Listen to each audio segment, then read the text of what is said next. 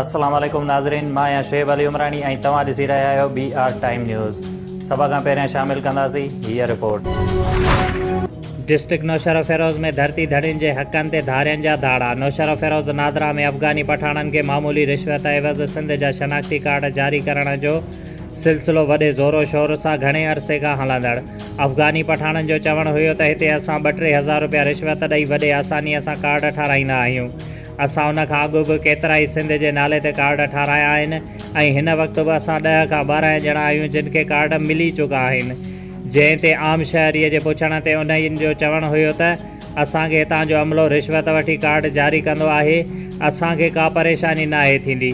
ज़िले नौशहर फेरोज़ जे कार्ड ठाराइण में जंहिं ते हितां जे अवाम वज़ीर आज़म इमरान ख़ान, वज़ीर आला सिंध सैयद मुराद अली शाह ऐं वसवारनि खे पुरज़ोर अपील कई आहे त बराए महिरबानी कुझु सिंध ऐं सिंध वासियुनि ते रहम करियो।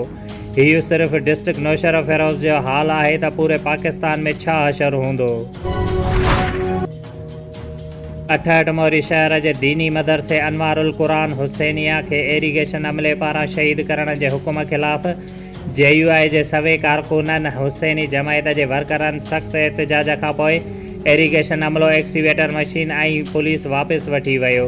जंहिं मौक़े ते JUI अॻुवाणनि मौलाना हिज़बुल्ला, मौलाना अब्दुल रज़ाक, मौलाना मोहम्मद नवाज़ ऐं मौलाना हबीबुर रहमान मेंगल चयो त रियासत मदीना जे अंदरि हुकूमत मस्जिदूं ऐं मदरसा ठाहींदी आहे, लेकिन हिते कमु ई उबतड़ आहे जेको सरासर ज़ुल्म आहे ऐं गैर शरई आहे।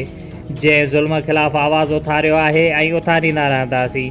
जंहिं ते उन्हनि सुप्रीम कोर्ट ऑफ पाकिस्तान खां मुतालबो कयो आहे त ग़रीबनि जे अजनि खे न ॾायो वञे ऐं मदरसनि ऐं मस्जिदुनि खे तहफ़ुज़ फराहम कयो वञे।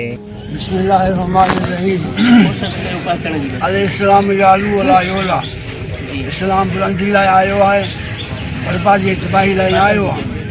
जेकॾहिं को बि हुकुमरान, को बि इंसान, को बि अफ़सर इस्लाम जे ख़िलाफ़ साज़िश कंदो त अल्लाह तबारक व तआला सां मुक़ाबिले जो ऐलान थो करे ऐं अल्लाह सां मुक़ाबिलो करणु तमामु उनखे मुश्किल लॻंदो, एॾो लॻंदो जो उनजा नसल यादि कंदा।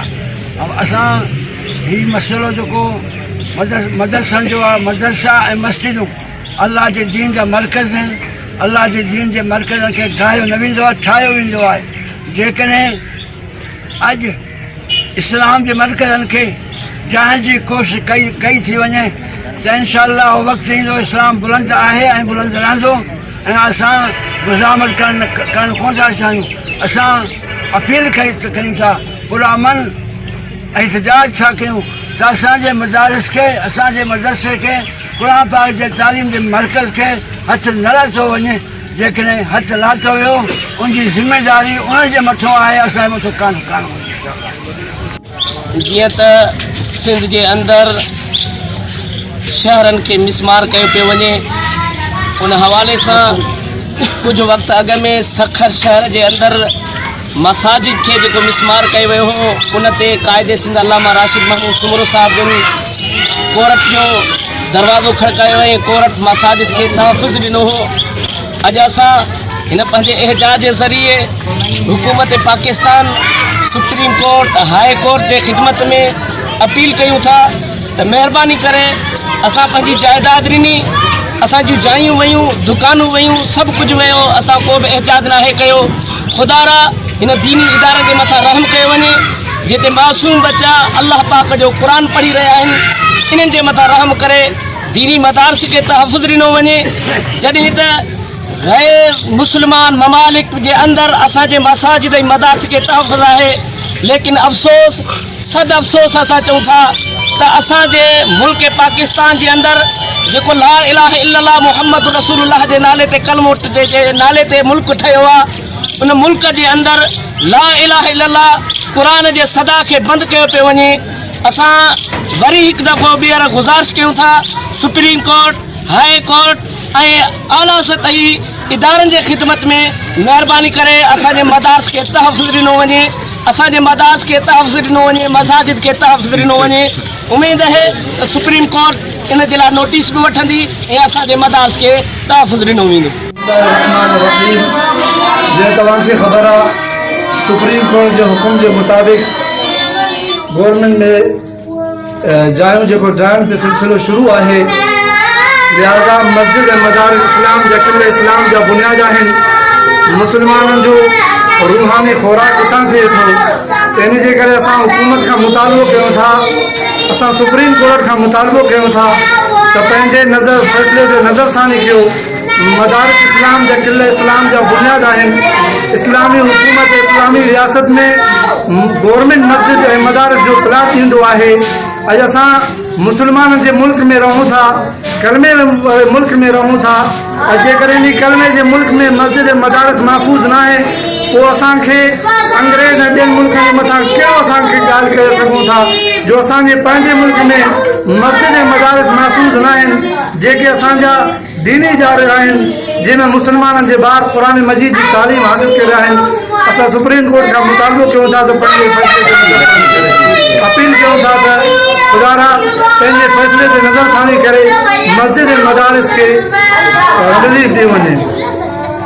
सुप्रीम कोर्ट खे अपील कंदासीं त मदरसनि ऐं मसाजिदनि में तहफ़ुज़ कयो वञे। असां पंहिंजा घर ॾिना, असां पंहिंजा जॻहियूं ॾिना, हर शइ क़ुर्बान करे छॾियो आहे। अल्लाह जा घर इन्हनि ते रहम कयो वञे। खुदा असांजे हिन एहतिजाज खे रिकॉर्ड कयो वञे ऐं इनखे मंज़ूर कयो वञे ऐं असांजो इहा अपील तस्लीम कयो वञे। सुप्रीम कोर्ट खे ख़ासि करे वज़ीर आला सिंध खे ऐं सिंध IG सिंध खे तमामु जेके आहिनि अॻवान उन्हनि खे असां इहा अपील कंदासीं त मदरसनि ऐं मस्जिदनि जी तहफ़ीज़ कयो वञे।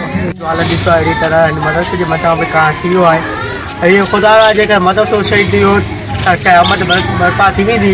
हिन जे लाइ मां पंहिंजे हुकूमत खां इहो मुतालबो कयां थो, अलाह ख़ातिर मदरसे में जेका मासूम ॿार पढ़ाई रहिया आहिनि, क़ुरान मजीद पढ़ी रहिया आहिनि, न असां तव्हां खां दौलत घुरूं था, न असां तव्हां खां मिल्कियत घुरूं था, न तव्हां खां असांखे कंहिं शइ जी ज़रूरत आहे। बराए महिरबानी असांजे मदरसे जी तहफ़ुज़ कयो वञे। न त ॿी सूरत में असांजो काफ़िलो इस्लामाबाद रवानो थींदो। जेकॾहिं करनि इस्लामाबाद कराची लाहौर ताईं पहुची वेंदो, इन जे लाइ असांजे मदरसे जी तहफ़ुज़ कयो वञे। महिरबानी खुदा अलाह ताला तव्हांखे जज़ाए ख़ैर ॾींदो। वमा अलैना बलागुल मुबीन। असीं हाई कोर्ट सुप्रीम कोर्ट असीं पंहिंजे पाकिस्तान में जेके मस्जिद मदरसे जे लाइ तहफ़ुज़ था घुरूं ऐं महिरबानी करे असां इहा अपील था कयूं त असांजे सभु ॾिनो, माल ॾिनो, घर ॾिनो, जॻह ॾिना, दुकान ॾिना, दारी ॾिनी, सभु तव्हांखे ॾिनो। बहरहाल असांजे मदरसनि खे ऐं मस्जिदनि खे दीनी इदारनि खे तहफ़ुज़ ॾिनी वञे। असां